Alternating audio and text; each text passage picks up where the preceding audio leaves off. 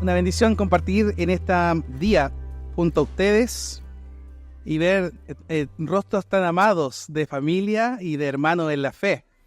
Yo les voy a invitar a que meditemos en la palabra de Dios en el Salmo 80. Vamos a dar lectura a la palabra del Señor, pero antes quisiera en este breve minuto saludar a través de la plataforma digital que nos transmite a los hermanos que nos ven, que participan del servicio, oran con nosotros, cantan en sus casas, y en especial los hermanos de la isla Melinka, a quienes tuve la ocasión de visitar el fin de semana pasado. Una tremenda bendición con ellos. Fuimos tremendamente bendecidos a través de la predicación de la palabra, la cena del Señor y la comunión con los hermanos. Así que yo animo a los que están aquí presencial a estar orando por los que no pueden estar por distintas razones. Hay lugares muy recónditos que nos asisten del culto en otras ciudades y en el sur del país, en la región de Aysén en particular, así que oremos por nuestros hermanos de Melinka. Hoy he titulado esta predicación Restáuranos, Señor, y vamos a dar lectura entonces al Salmo 80. Inicia el texto diciendo al músico principal sobre lirios, testimonio, Salmo de Asaf. Dice así la palabra del Señor: Oh pastor de Israel, escucha, tú que pastoreas como a José, que estás entre querubines, resplandece. Despierta tu poder delante de Efraín, de Benjamín y de Manasés, y ven a salvarnos. Oh Dios, restáuranos. Haz resplandecer tu rostro y seremos salvos. Jehová, Dios de los ejércitos, ¿hasta cuándo mostrarás tu indignación contra la oración de tu pueblo? Le diste a comer pan de lágrimas y a beber lágrimas en gran abundancia. Nos pusiste por escarnio a nuestros vecinos, y nuestros enemigos se burlan entre sí. Oh Dios de los ejércitos, restáuranos. Haz resplandecer tu rostro y seremos salvos. Hiciste venir una vid de Egipto, echaste las naciones y la plantaste. Limpiaste sitio delante de ella, e hiciste arraigar sus raíces y llenó la tierra. Los montes fueron cubiertos de su sombra, y con sus sarmientos los cedros de Dios. Extendió sus vástagos hasta el mar, y hasta el río sus renuevos. ¿Por qué aportillaste sus vallados, y la vendimian todos los que pasan por el camino? La destroza el puerco montés, y la bestia del campo la devora. Oh Dios de los ejércitos, vuelve ahora, mira desde el cielo y considera y visita esta viña, la planta que plantó tu diestra y el renuevo que para ti afirmaste. Quemada a fuego está asolada, perezcan por la reprensión de tu rostro. Sea tu mano sobre el varón de tu diestra, sobre el hijo de hombre que para ti afirmaste. Así no nos apartaremos de ti, vida nos darás e invocaremos tu nombre. Oh Jehová, Dios de los ejércitos, restáuranos. Haz resplandecer tu rostro y seremos salvos. Oremos al Señor. En esta hora, buen Dios y Padre Celestial, vamos con humildad delante de ti, reconociendo tu autoridad, tu señorío, tu sabiduría, tu poder, reconociendo también nuestra miseria, nuestro pecado, nuestra maldad, nuestras faltas, absolutamente todas delante de ti. Señor, tú sabes muy bien quiénes somos, y delante de ti nada podemos ocultar. Por tanto, apelamos un día más a tu gracia y a tu misericordia, para que en tu bondad tú nos hables hoy, para que nos corrijas, Señor, de nuestros errores, para que vivifiques nuestra alma y que restaures nuestro corazón. Señor, reconocemos que en muchos de nuestros caminos no hemos actuado de la forma en que a ti te agrada. No hemos sido prudentes ni sabios con nuestros pensamientos, con nuestras palabras y con nuestras actitudes. Oh Dios, perdónanos. Oh Dios, restáuranos. Limpia nuestro corazón, limpia nuestra mente. Necesitamos más de ti. Necesitamos, Señor, menguar para que tú crezcas en nosotros. Por tanto, hoy te pedimos que tú abras nuestro entendimiento, que alumbres nuestra razón para la comprensión, para entender tu voz, para entender tu palabra. Y, Señor, vivifica nuestra alma, nuestro espíritu, para vivir en coherencia con lo que aprendemos y conocemos de ti. Señor, queremos amarte más y más, queremos ser más y más como tú. Y te pedimos que tú hoy nos ayudes, Señor, en nuestro peregrinaje hacia la patria celestial. Oramos, Señor, en el nombre de Jesús. Amén. La palabra de Dios es rica en ilustraciones y en la forma en que el mundo conoce la realidad. Y en este sentido me refiero a que el Señor le plujo en su misericordia hablarnos en relación al trabajo.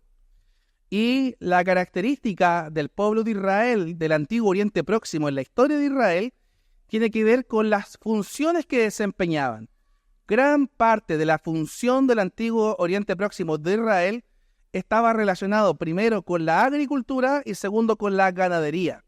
Tenía que ver con el cuidado de las ovejas y el cuidado del ganado, y por otro lado tenía que ver con labrar la tierra, con sembrar y también con cosechar. Y este salmo que estamos leyendo aquí en esta ocasión versa sobre ambas funciones. Se refiere al Señor de Israel, primero indicándole como pastor de Israel, y la función principal del pastor es dar cuidado a las ovejas para dar mantenimiento en ganadería, con fortaleza en la ganadería. Y por otro lado, se refiere a las características de una viña. Y en Chile, somos, no sé nosotros, pero la naturaleza del país es experta en esto. Se dice que en Chile tenemos más de 2.000 viñas, unas más grandes, otras más pequeñas, pero es Chile muy fuerte en lo que significa el vino o las viñas mismas. ¿Sí? Y debiésemos saber que la realidad de la agricultura y ganadería en nuestro país también es muy fuerte. Bueno, una y otra vez la escritura del Antiguo y del Nuevo Testamento se refiere al cuidado de los animales, a la ganadería, al aspecto del cuidado de las ovejas, por ejemplo, y también a la agricultura. Y esto lo comenzamos ya con Génesis capítulo 4, cuando los hijos de Adán y Eva presentan una ofrenda al Señor. ¿Se acuerdan la ofrenda de Caín? La ofrenda de Caín es algo de la agricultura, ¿cierto? Algo de las hierbas del campo, y Abel, lo más gordito de las ovejas. Es exactamente una ofrenda de la ganadería. Más adelante, la Escritura nos dice de forma bien insistente que Dios tiene cuidado de sus ovejas, cual pastor cuida sus ovejas. Y para mayor profundidad, usted recordará lo que dice el Salmo 23, el Señor es mi pastor y nada me falta, o Jehová es mi pastor y nada me faltará. Pero también la fortaleza en lo que respecta a la agricultura, lo que encontramos en las cartas de Pablo, por ejemplo, en el Nuevo Testamento, o en las propias parábolas de Jesús, quien se refiere al Señor como el labrador específicamente. Yo soy la vid y mi padre es el labrador, dice Juan capítulo 15. O el apóstol Pablo que indica, yo sembré y Apolo regó, pero el crecimiento lo dio el Señor, para referirse específicamente a la voluntad de Dios manifiesta en estas funciones. Y en ese sentido, hermano, gran parte de las imágenes del Nuevo Testamento suponen un conocimiento de la narrativa de los relatos del Antiguo Testamento. En otras palabras, el Nuevo Testamento ilumina de forma nítida para comprender e interpretar la realidad del Antiguo Testamento.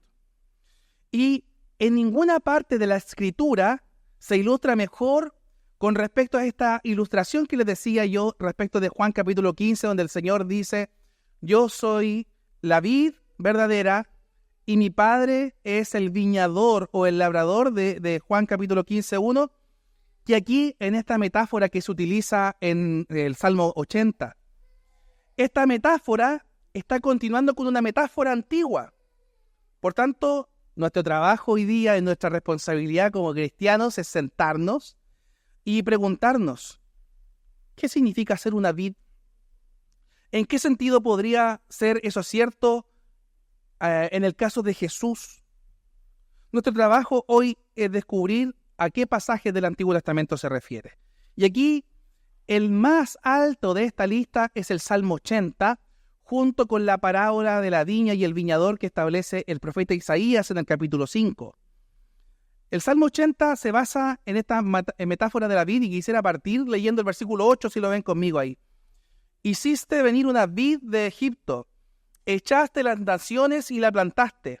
Limpiaste sitio delante de ella e hiciste arraigar sus raíces y llenó la tierra. Aquí el salmista compara al pueblo de Israel con un recorte de vid tomado desde Egipto. Y la historia bíblica nos muestra que el pueblo de Israel salió cuando era esclavo de la esclavitud de Egipto y plantado en esa tierra que produciría leche y miel, la tierra de Canaán, una tierra asentada por muchas naciones extranjeras paganas, los cananeos, pero que sin duda fue aquella tierra de bendición para el pueblo de Dios. Por eso, el pueblo de Israel vivió durante 400 años como un pueblo minoritario dentro de Egipto. Eran de forma cultural, histórica y artística, y en gran medida hasta lingüísticamente egipcios. Pero el Señor los desarraigó, los cortó de Egipto y los plantó en Canaán y los hizo un objeto de su especial atención y de especial cuidado. Es por eso que aquí esta referencia inicial del relato del Salmo 80 se refiere específicamente al pueblo de Israel y más particularmente al reino del norte. Si usted recordará quiénes eran José, quiénes eran Efraín y Manasés y Benjamín. ¿Por qué el salmista se refiere a ellos más particularmente y no dice Israel o Judá, que es la costumbre de los salmos? Y eso es bien claro, hermanos. Tiene que ver con la forma en que Dios se relaciona con Jacob, que es el padre de la nación israelita, de su esposa amada de nombre Raquel, de los hijos de Raquel, que son dos, si usted lo recuerda, José y Benjamín, y los hijos de José, especialmente los que nacen en Egipto. Si usted recuerda esta historia, es una historia triste, una historia terrible, en la cual los hermanos de José lo venden como esclavo, llega a Egipto, se pone y se establece como un principal líder en la nación, el segundo después de Faraón, después de haber pasado las de Kiko y Caco, después de haber sufrido como alguien, como un esclavo, ¿cierto? Y se da cuenta que le nacen dos hijos, Efraín y Manasés. Por eso fíjense que la bendición de Dios en el Salmo 80 apunta justamente al reino del norte, probablemente para referirse a aquel asolamiento que vino sobre la nación israelita del norte en el 720 a.C., donde se van cautivos a la nación asiria por mano de un famoso emperador de nombre Sennacherib. Ahora, la relación del Salmo 80 en relación con la calamidad, en relación con la adversidad que vive el pueblo de Dios, hermanos, está directamente relacionada con nuestra espiritualidad de nuestro siglo, más particular de nuestro año, de nuestro mes, de nuestro tiempo. El pueblo de Israel no era distinto en su moralidad, ni en su fe en relación con nosotros mismos. Hermanos, los mismos pecados que ellos vivían y tenían son los mismos pecados que asolan hoy a la iglesia del siglo XXI. Quizá con iPhone, quizá con celulares, con iPad, con la tecnología me refiero, con vehículos maravillosos, pero pecado al fin y al cabo. ¿Por qué razón? Porque el corazón sigue siendo el mismo después de 2000 y 3000 años y 4000 años. Porque el hombre sin Dios busca satisfacer su necesidad en las cosas que a Dios no le agradan. Y así fue como Israel pereció. El pueblo de Israel pereció justamente por buscar aquellas cosas que a Dios no le agradaban. Y yo quisiera que ustedes tengan la Biblia abierta junto a mí y que revisen conmigo el Salmo 80, el cual lo vamos a dividir en 4 estaciones. Y las 4 estaciones versan sobre la oración de un pueblo, sobre el lenguaje del clamor de un pueblo. El pueblo de Israel buscó a un Dios que los libraría de manos de los asoladores. Y es ese Dios a quien hoy día vamos a reconocer en este Salmo 80.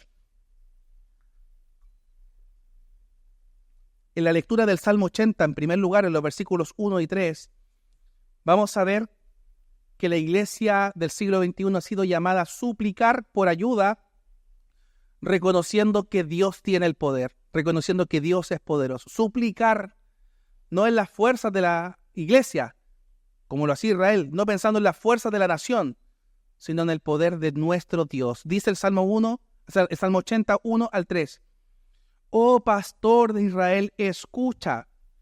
Tú que pastoreas como ovejas a José, que estás entre querubines, resplandece. Despierta tu poder delante de Efraín y de Benjamín y de Manasés y ven a salvarnos. Oh Dios, restáuranos. Haz resplandecer tu rostro y seremos salvos. Esta primera parte del Salmo nos deja entrever muchas cosas, de las cuales quisiera destacar solo algunas. En primer lugar, el pueblo de Dios suplica a su pastor. Pastor de Israel, dice ahí, primero, escucha. Presta atención. Tú que pastoreas como ovejas a José, tú que estás entre querubines, resplandece. El pueblo de Israel entendía muy bien a qué se estaba refiriendo. Independiente de que dentro del tabernáculo el pueblo de Israel tenía el arca del pacto y el propiciatorio, que es la cobertura del arca del pacto, estaba cubierto por dos querubines, uno al frente del otro. La idea del salmista va mucho más allá que lo visual.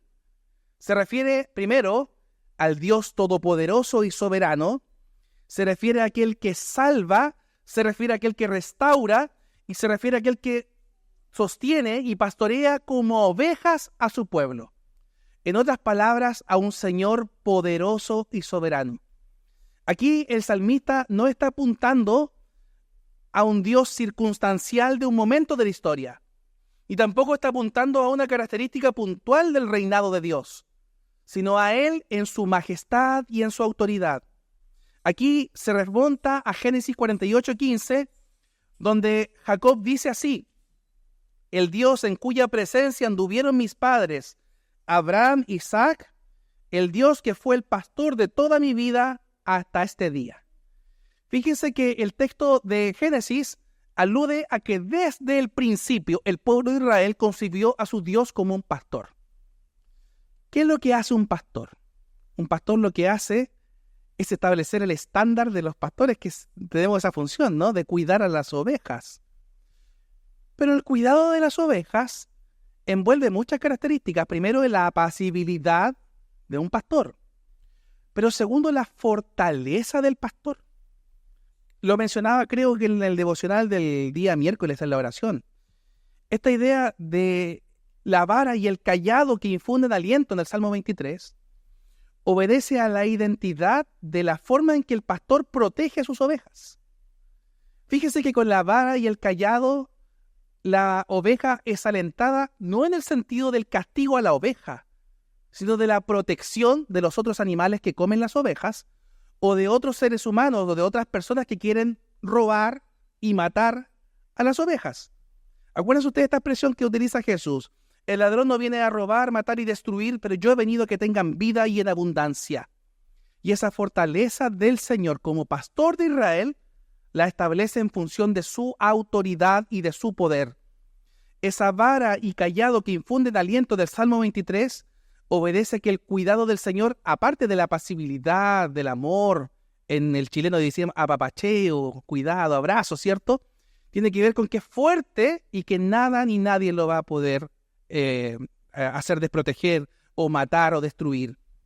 Hermanos, aquí el salmista nos está diciendo a nosotros que nuestro Dios, que tiene todo el poder, es el que va a seguir pastoreando y dando cuidado a su pueblo.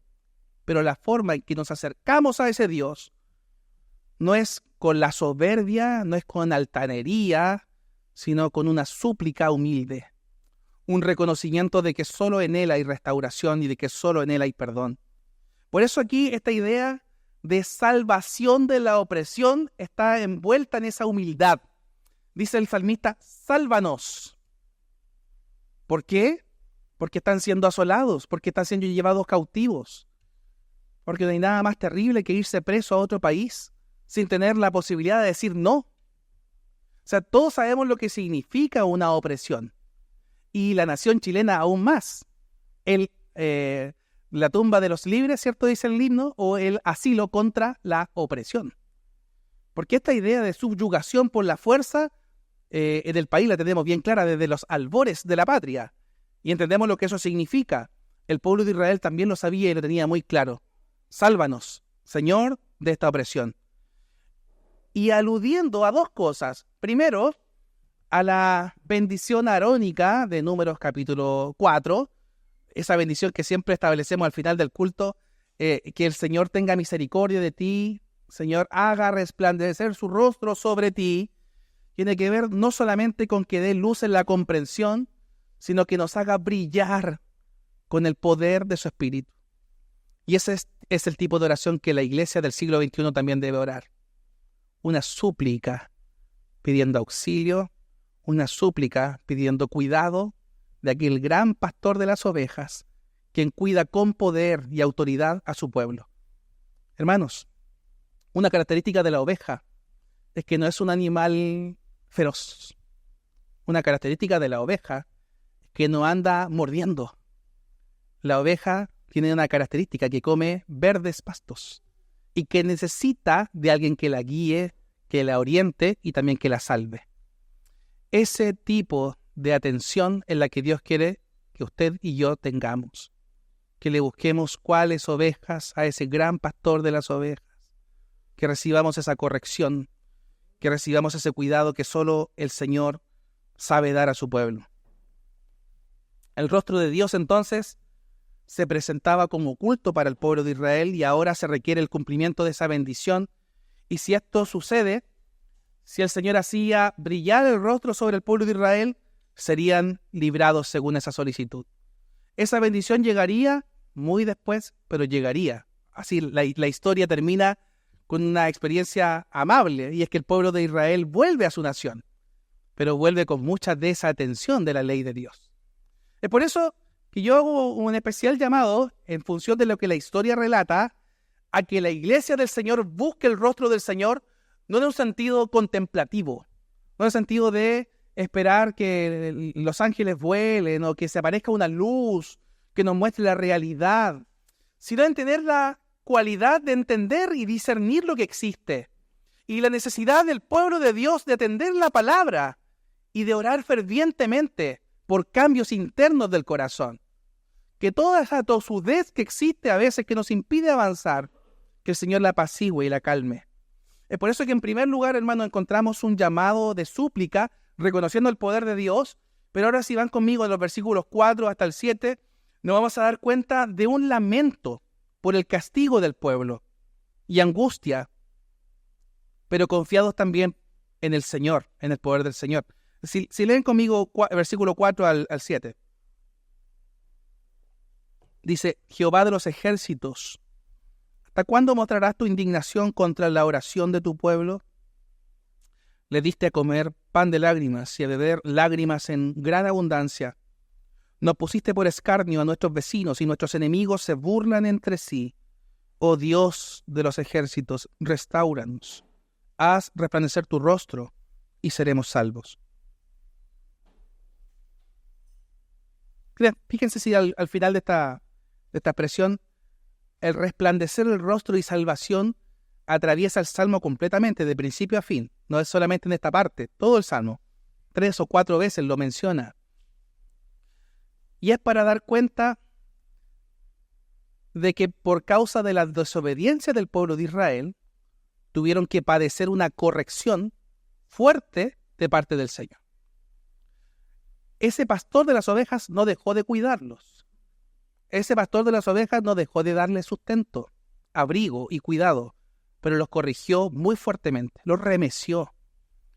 Y si ustedes recuerdan del lenguaje de los salmos, cuando las naciones se burlan de Israel, hay bastantes formas en que se refiere a eso. En ocasiones, la versión Reina Valera dice, menean la cabeza, así como, o bien aquellos que dicen, ea, ea. ¿Lo han leído ustedes en los salmos?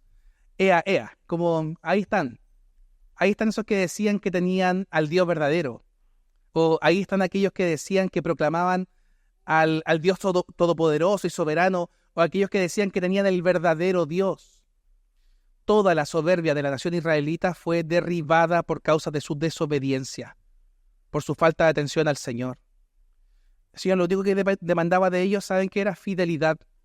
Y era justamente lo que ellos no hicieron. El texto alude a la ley, no en el sentido de recordar cada uno de los mandamientos del Señor, sino en decir que ellos olvidaron los mandamientos del Señor, que se dejaron guiar por su propio corazón y su propio camino.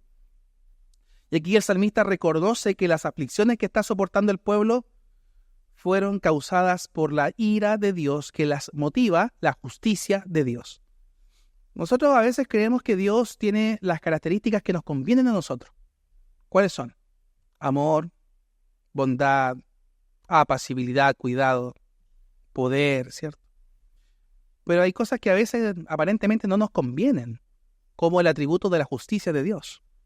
Y nos olvidamos que Dios es justo y que su justicia siempre se va a satisfacer, absolutamente siempre. Y acá el Señor no daría ni consideraría inocente, como dice la propia ley de Dios, al culpable. Y la nación se fue en pos de otros dioses. La nación de Israel se prostituyó. ¿Y qué vendría? Juicio, por causa de la justicia de Dios. Y esa justicia llegaría en dos momentos. Primero, a través de la división del reino, del norte y del sur, Israel y Judá, y luego a través del cautiverio de ambas naciones. Porque uno podría decir, estos son impíos, estos de acá son santos. Les duró poco tiempo esa santidad, porque unos se fueron cautivos al principio a Asiria, los otros se fueron cautivos 150 años después a Babilonia. Pero al fin y al cabo, hermanos, cautivos, por causa de altanería, tosudez, desobediencia y los mismos pecados que tenemos nosotros hasta el día de hoy. Si usted estuviera en ese tiempo, le aseguro que no sería mejor que ellos. Si ellos vivieran en este tiempo, le aseguro que tampoco sería mejor que nosotros. Por una razón sencilla, y un dicho muy antiguo: después de la batalla son todos generales. Después de haber visto la aflicción de ellos y el pecado, a veces nosotros también miramos la cabeza y decimos que eran porfiados estos israelitas. ¿Sabe qué? Mirémonos al espejo y veamos también cómo estamos nosotros. ¿Cómo andamos por casa, diríamos, no? Si usted se mira al espejo y piensa en lo que pensó ayer, ni siquiera la semana pasada, o las cosas que dijo, o las cosas que hizo. O sea, nos confrontamos con nuestra propia moralidad y no hay quien pueda permanecer de pie. Y a veces creemos que somos mejores que ellos en ese tiempo. O a veces creemos que somos mejores por nuestra teología y doctrina. ¿Se ha fijado eso? No, yo soy calvinista, reformado, y creemos que eso es lo que nos hace tener estatus. O en realidad somos una iglesia, como antes se decía en la antigüedad, de élite. Y la soberbia por ser una iglesia de élite. ¿Cuál es nuestra jactancia? Probablemente usted tenga una jactancia, otros tengan otra. Yo soy de cuna de oro, diciendo que nació en una cuna cristiana. Yo soy de cuna de oro, pues, hermano. O yo soy de tal familia, o yo soy de tal país, o yo tengo esta característica. Hermanos, si somos algo es solo por la gracia de Dios. Y si hay alguien a usted que tiene que darle gracia, es a Él por lo que Él es en nosotros. No soy yo, sino Cristo en mí. Y esa súplica que va de lo profundo del corazón de la nación diciendo: Señor, no nos olvides, es la misma oración que usted y yo debemos orar el día de hoy. Señor, no nos olvides. Señor, acuérdate de nosotros. Señor, escucha nuestra oración. Señor, vamos delante de ti con humildad, como lo cantábamos, ¿cierto? En el himno al principio. Fíjese que la mejor manera y la estrategia mejor que tenía Dios para corregir a su pueblo era usando a naciones aún más perversas que ellos para corregirlos. Tenemos el caso de los caldeos, tenemos el caso de Babilonia, tenemos el caso de Asiria y cuántos otros más. Dios estaba usando naciones adyacentes para juzgar a su propio pueblo. Quizás esta burla que dice aquí el salmista tomó la realidad de esta pregunta, ¿no? ¿Dónde está tu Dios? En su situación ahí de disputa, el pueblo repite la oración que ya había sido utilizada. La única manera, hermanos, de cambiar su condición era que Dios hiciera brillar su rostro en favor de ellos. No habría otra forma de obtener libertad. No habría otra forma de encontrar salvación. Y aquí nos encontramos ahora frente a esta ilustración maravillosa con la cual yo inicié esta predicación, y tiene que ver justamente con esta estrategia de la agricultura que al pueblo de Israel le tiene tanta claridad desde el principio hasta el final, la idea del viñedo, la idea de la vid. Y van conmigo, por favor, a la lectura del versículo 8 al 13. Hay una oración por una vid que fue trasplantada. Hay una oración por una vid que fue sacada, desarraigada de Egipto y plantada en Israel, pero no se cuidó, no se regó y fue pisoteada por otros. Dice el versículo 8, si lo leen conmigo, hasta el 13. Hiciste venir una vid de Egipto, echaste las naciones y las plantaste. Limpiaste el sitio delante de ella, hiciste arraigar sus raíces y llenó la tierra. Los montes fueron cubiertos de su sombra y con sus sarmientos los cedros de Dios. Extendió sus vástagos hasta el mar y hasta el río sus renuevos. ¿Por qué aportillaste sus vallados y la vendimian todos los que pasan por el camino? La destroza el puerco montés y la bestia del campo la devora. Siguiendo aquí con esta analogía de la vid, el salmista habla de la forma en que las defensas de Israel fueron rotas al punto de que Israel fue devastado por sus invasores. Aquí esta idea da cuenta de que Dios retiró su protección de su pueblo y la vid fue despojada ahora por otras naciones. El profeta Isaías nos dice en Isaías capítulo 5, versículo 4, ¿qué más había que hacer por mi viña que yo no haya hecho en ella? Cuando esperaba que diera uvas, dio uvas silvestres. Uva silvestre que se refiere justamente a aquello que es maligno. Si la uva hace bien, la uva silvestre produce malestar, incluso la muerte. El llamado aquí es a la visita de Dios para que pueda Él remediar esta situación. Y por la gloria del Señor trae una restauración al pueblo. El salmista ora al Señor de la viña para que venga y cuide esa preciosa planta que él colocó en el huerto de Canaán. El Señor se había levantado para sus propios propósitos y no sería la gloria del pueblo, sino el poder de Dios el que volvería a traer esa gloria. La bendición de Dios, pese al pecado del pueblo, fue transparente a través del mensaje de los profetas. Pero si usted estudia la historia de Israel, se dará cuenta de que todos esos profetas fueron desatendidos. Muchos de ellos fueron muertos por causa del mensaje del Evangelio, que significaba vuélvanse a mí, dice el Señor. Y lo define de una manera magistral el Señor Jesús en Mateo capítulo 23, cuando dice, Jerusalén, Jerusalén, que matas a tus profetas y apedreas a quienes te son enviados. ¿Cuántas veces los quise juntar como la gallina junta a tus polluelos y no quisiste? O sea, el pueblo de Israel tuvo la posibilidad de atender el mensaje de Dios y por la dureza de su corazón no solamente dijeron no, sino que mataron a esos profetas del Señor. Si usted lee la historia de Samuel, de Reyes y de Crónicas, se va a dar cuenta cuántas veces tanto la nación israelita como sus líderes, que eran los reyes, hacían lo malo ante los ojos del Señor. ¿Y sabe qué? Ninguno podría jactarse de nada, porque fueron bastante miserables en su pecado. Pero ahora, yo digo, por la misericordia del Señor, hay restauración. Y hay restauración por una razón para nosotros el día de hoy. Y es que tenemos esperanza. Esperanza en que nuestro Dios presta atención a un pueblo que clama, pero clama a un pueblo que lo hace con humildad. El corazón contrito y humillado, dice el Salmo 51, no despreciarás tú, oh Dios. Y esa es la confianza con la que nos acercamos adelante al Señor. Usted sabe que no hay poder en sus manos, ni en su inteligencia, ni en su corazón. Probablemente habrá intentado muchas cosas para ser moralmente aceptable ante una sociedad impía o inmunda y no lo va a haber logrado. Yo recuerdo en este sentido la famosa historia de Jesús llegando a la barca con Pedro y diciéndole, Señor, toda la noche hemos querido pescar y no pudimos. Y es que le dice el Señor a Pedro, tira las redes en el mar. Pero sí, Señor, yo sé hacer esto, yo soy pescador desde chico, ¿no? Señor, yo tengo una formación extraordinaria, yo soy... Y pone los títulos por sobre lo que Dios le dice, ¿no? Como que si fuese más sabio que él. ¿Qué es lo que ocurrió en ese evento? Yo lo quisiera adelantar porque es bastante extenso. La red se rompía por los peces que caían en esa red. ¿Qué produjo eso en Pedro? Dos cosas. Primero, un sentimiento de asombro, un sentimiento de temor y una absoluta devoción ante ese Jesús que estaba frente a él. ¿Sabe qué? Pedro, siendo un pescador, vio el milagro de una pesca con una red que se rompía, sintió temor del Señor, le adoró con devoción y ese mismo Pedro fue el que más adelante le negó. Usted y yo a veces queremos tener asombros por milagros que puedan ver nuestros ojos. O queremos experimentar cosas extraordinarias, como que si eso fuese lo que realmente tiene valor.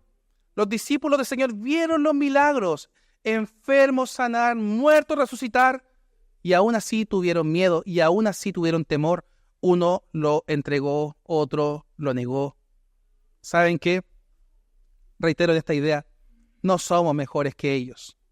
Pero una cosa usted y yo tenemos que hacer hoy: ir a los pies de Cristo con humildad y reconocer que su misericordia y su gracia las que nos tiene de pie. Leamos versículo 14 en adelante. Oh Dios de los ejércitos, vuelve ahora, mira desde el cielo y considera y visita esta viña, la planta que plantó tu diestra y el renuevo que para ti afirmaste, quemada a fuego está asolada. Perezcan por la reprensión de tu rostro. Sea tu mano sobre el varón de tu diestra, sobre el hijo de hombre que para ti afirmaste. Así no nos apartaremos de ti, vida nos darás, e invocaremos tu nombre. Oh Jehová, Dios de los ejércitos, restáuranos.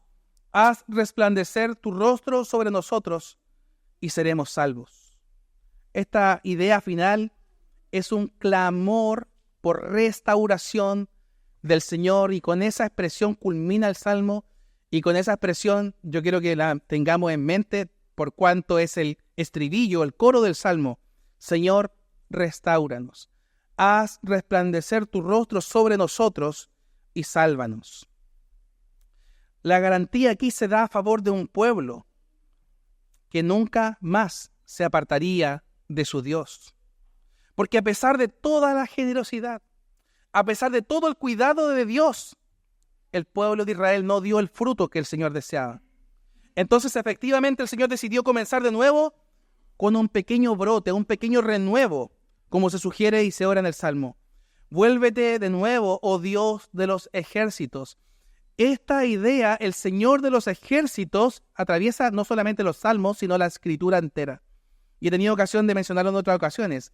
Jehová de los ejércitos no solamente da cuenta de que es el general de la guerra, sino que es el soberano que tiene poder sobre toda autoridad y que no hay fuerza que es el que le haga frente al Señor. La esperanza entonces del Salmo descansa en este varón de tu diestra, ese hijo de hombre que has fortalecido para ti. Una vez que Él venga, el pueblo de Dios se va a hacer fuerte y fiel y verdaderamente invocará el nombre del Señor. Esa expresión invocar significa llamar o envuelve un clamor de lo profundo del corazón o desde las entrañas. Entonces, esa es la historia de fondo detrás de la palabra de Jesús cuando dice: yo soy la vid verdadera y mi Padre es el labrador. Y por eso el Señor Jesús dice: yo soy la vid y vosotros sois los pámpanos.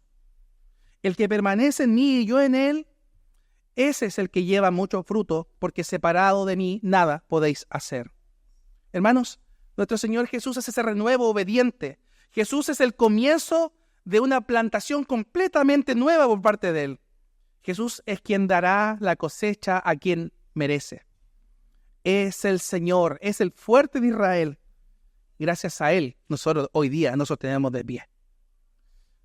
En esa ilustración entonces de la agricultura, de la siembra, nosotros hoy somos desafiados no solamente a un clamor humilde y al reconocimiento de la necesidad de un Dios poderoso en batalla, con fortaleza, sino también un llamado a la fidelidad delante de nuestro Señor, a que nuestra siembra, mientras vivamos, sea apuntando a el fruto que el Señor va a dar. El Salmo 67 tiene esta misma idea, al principio diciendo: Señor, ten misericordia de nosotros, o que el Dios tenga misericordia de nosotros y nos bendiga, que haga resplandecer su rostro sobre nosotros, porque la tierra va a dar su fruto. Y ese fruto, hermanos amados, somos usted y yo. El fruto es ese pueblo de Dios, esos pámpanos, que separado de Él nada, absolutamente nada podemos hacer. Y el llamado entonces es a la humildad, a sostenernos en Él, a orar fervientemente para ser más como Él, y algo muy especial, a que siembre mientras viva, pero que le deje el resultado al Señor.